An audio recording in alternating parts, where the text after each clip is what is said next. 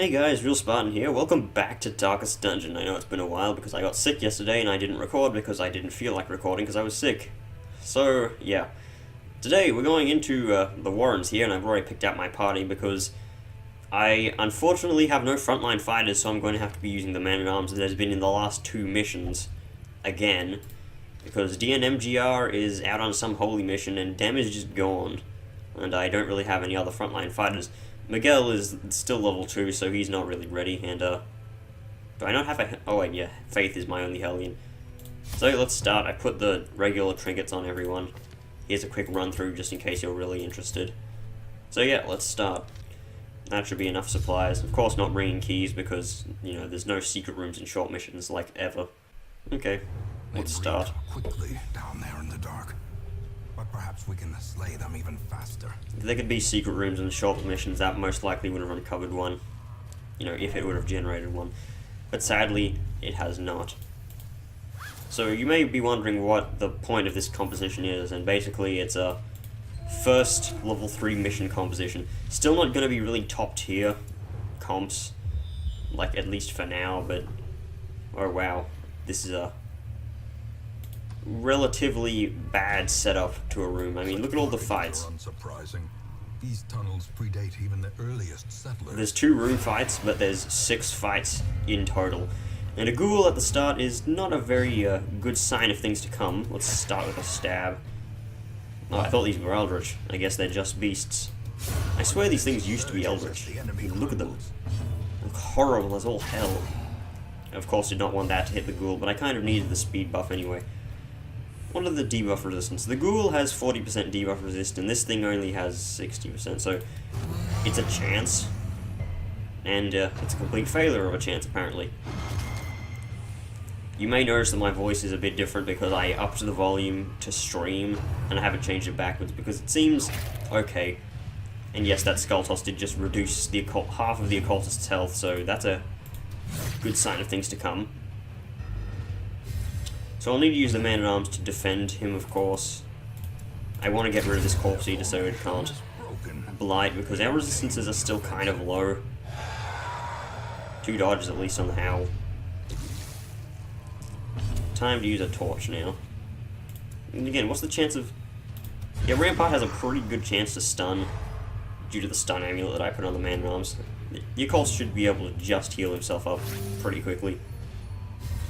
Actually don't have the mark on my Arbalest for some reason. That's strange. I usually use that as like one of the first skills because Sniper Shot is like the ultimate late game skill. Oh well. That's a 10. Pretty damn good. I could attempt to bellow again. I mean, it's like an 80% chance to work. And I'm pretty sure crits do increase the chance of these stats effects. Has not been confirmed or debunked, so I have no idea if it does or not. Of course, running the Cursed Incense, so that does not fail. And now we whittle it down, because we have no damage over time, because damage over time in the Warrens is only useful if it's bleed. And we have no bleed skills, because I don't run Effort Vein. I do not run Open Vein, merely because, you know, it's not really that good. If you want a bleed skill, use the Jester. That was a nice guard there. Wouldn't have done really that much damage, but, you know, I still didn't want it getting off anyway. Do not need to point-blank shot to set up the duelist advance again, so I won't. Also, I've been testing out recording Overwatch, and I've found a way to... it doesn't look that good, but it's passable, I guess. The video is like, the game jumps around a bit. Like, things will stay still for a few seconds and then they'll go back to where they should be, but yeah, that generally happens normally in games to me. It just increases the amount it happens. Jeez, I'm fumbling over my own words here. So, yeah. You may expect to see some of those on my channel. It won't take over Darkest Dungeon, probably. This ghoul just will not die.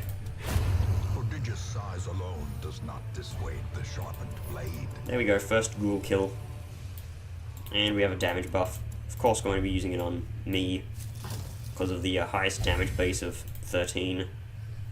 She is 13, they have 13. Everyone has pretty much just 13 as their max. Don't know why the Obelisk has 6 to 13 though. I swear all the classes had, like, if you have the same max, you have the same min. I don't know. So yep, we have to take care of this frothing madman first. The absolute madman. Abyssal artillery, if it crits, it kills. Okay, we got 5. Sniper shot has high accuracy. Oh yeah, she has Slayer of Beasts, so she'd be more accurate against killing beasts. Destroy them all. These guys don't have much debuff resist, so Bella would be pretty good. You resisted, because you of course have to be the evil one that resists everything. Stun on the Obelisk is not as bad as a stun on the Occultist. Oh great, the fits. I believe that's like, at least it's a speed buff. So yeah. Once again, Swine Gora back at it again with the ridiculously high crit rate. Yeah, it's -5 accuracy, -5 crit at the buff of a bit of speed. It's not much, but it's something. At least it isn't the egg, or the ague, or however you pronounce it. Have I ever mentioned how much I really hate the Swine Goras? I have to deal some damage to kill that swine, whatever it was. Every swine unit, or basically just every unit, has 3 names, so I'm not really to be expected to know every single one of them off by heart. Need to make sure none of us fall below that much health, because this damn thing is just annoying as hell. I hate how this enemy has like the highest crit rate in the game. It has even more than the stupid collected highwaymen. Case in point, 2 crits from 3 moves. There's even higher crit rate than your own heroes most of the time. Pistol shot or duelist advance. Duelist advance does more damage.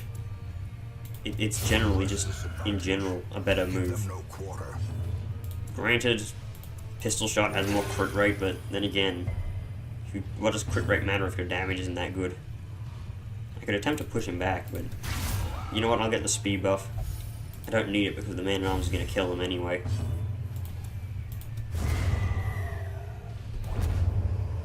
And we got a key. Great. I wish that those gave me some heirlooms instead of what it just gave me. Default party order. Separate lines, please.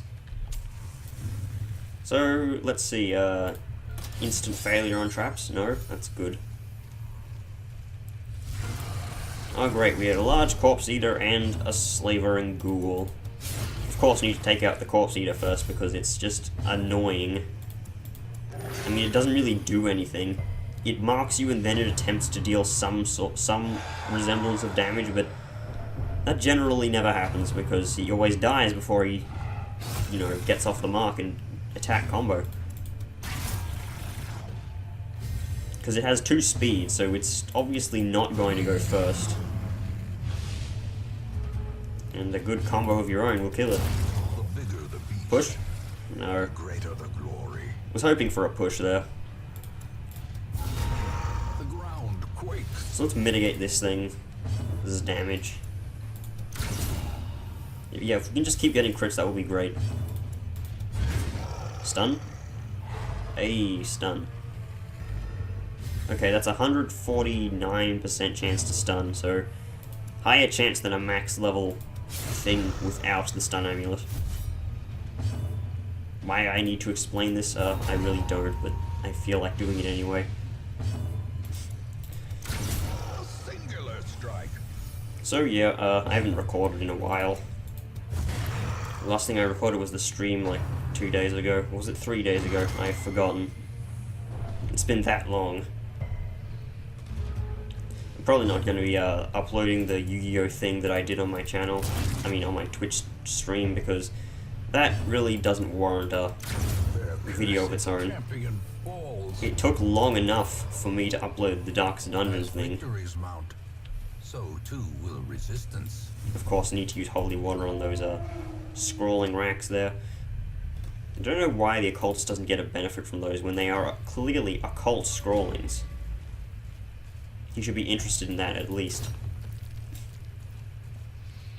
And no one has bloodthirsty, so we get some free loot. And let's see, collector. No, it's a bunch of spiders. That is better than a collector. Yes, I'm still salty over the collector fight last time. I don't know why I bothered stabbing. I knew it wouldn't kill. And I'm gonna use Bowler to kill both of these spiders. That did surprisingly high damage. Success. Considering that Bowler is worse than a normal AoE because it does minus 50 instead of the normal skills minus 40, but at least this thing has like really high crit mod for an AoE. Can I like not miss for one turn? I mean, I'm losing 5 accuracy, only 5. I really want to push the Swine Reaper back so this guy cannot Pig Spear. I guess I can't though because nothing ever goes right. Boar Rush, and that's moving back to the back and stunning. And now I can't heal either. Yeah, I'm gonna have to move my occultist back.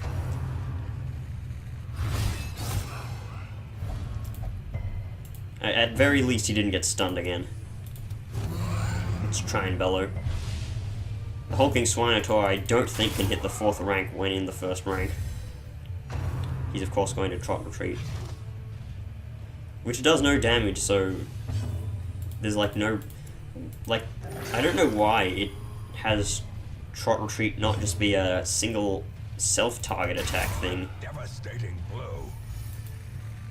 Because like, surely the enemies can target themselves with skills. Like, why couldn't it be like the cannon? Because, like, that attack, it does no damage, it has, like, no accuracy. So why does it even exist as an attack? It should just be a self thing. That's a move. I don't know if that'll stun because of the stun amulet. Please don't. God damn it. And now we have a frontline Arbalist. These are truly some high tier strats. We have to kill this damn Swine Reaver first. At least it's stacking up the riposte crit thing. And we're getting some good heals off the occultist. Ball and chain, okay, there go our heals. Oh, I guess not, because dodge. Lucky dodge. Why is that an attack? Okay, the corpse is gone, so that is good. Can you, like... why did you have to get 5? There, just kill the damn thing so we can get rid of the corpse with point-blank shot without fail. Because I know that would happen. Okay, so I'm probably going to be targeted by a crunching backhand, so I'm just going to guard the Arbalist in case that happens. Exposed to a killing blow. That is a stun too, so... yep, hopefully it didn't do that. The only reason I'm not moving the Arbalist backwards is because... honestly, her damage is probably the most consistent out of all of these 4. I mean, I'm trying to set up point-blank shots, but that doesn't really help. Mostly because my crit rate is absolute garbage now, thanks to the fits. So, high damage crit things aren't really working. Have I been saying anything actually interesting this episode? I don't think so.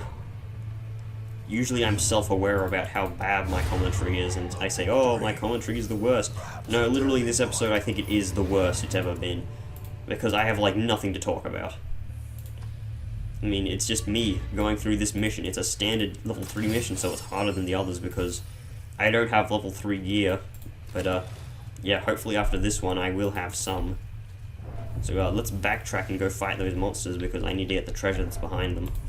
What if we ambush like this?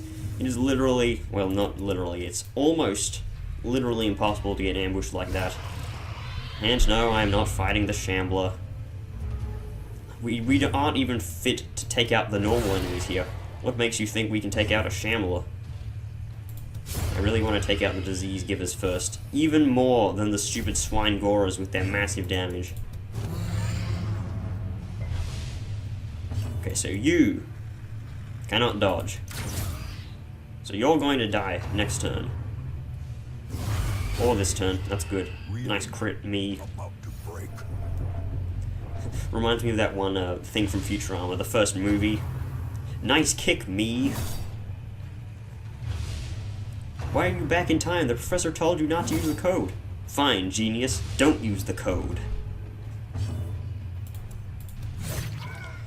Okay, so that's 9. This is 17. These are some pretty damn good heals, if I do say so myself. I don't think have we even gotten like a 0 or anything in this mission? Or like a low number? I think we did like somewhere at the start, but I don't think it mattered. I keep saying I think because I cannot be sure. If I say, oh, I'm sure, then someone in the comments is going to post out, oh no, Spartan, that's not what happened. You should know it happened to you like 5 minutes ago, but of course I can't remember. I'm trying to focus on the future. Yay, loot. These nightmarish creatures can be felled. They can be beaten. Yeah, they can be eaten. Just eat the damn food. Take the junk. What do I want to dump off? The torches. Just dump off the torches. What are the odds that the thing after this is going to be a pile of scrolls? Nope, some occult scrollings. Of course, you're going to read it because you get your hands on an authentic Eldritch sample. And you 1 million stress. Congratulations. Lousy hole. Hooray. And we get a whole bunch of diseases. That's just great. Less disease resistance. I find it that wasting sickness is kind of like redundant because it gives you less disease resist and it is a disease, so like, why? What disease only lets you get more diseases quickly? Is that even really a disease? At least I got most of everything cured. Have to cure these damn diseases now. Well, now that DNMGR is back from his whatchamacallit that he was doing, I guess we can now go into the cove for this short mission, which is still level 1, haven't even unlocked the siren yet, but and again, we've mostly been going into the ruins and the Weald.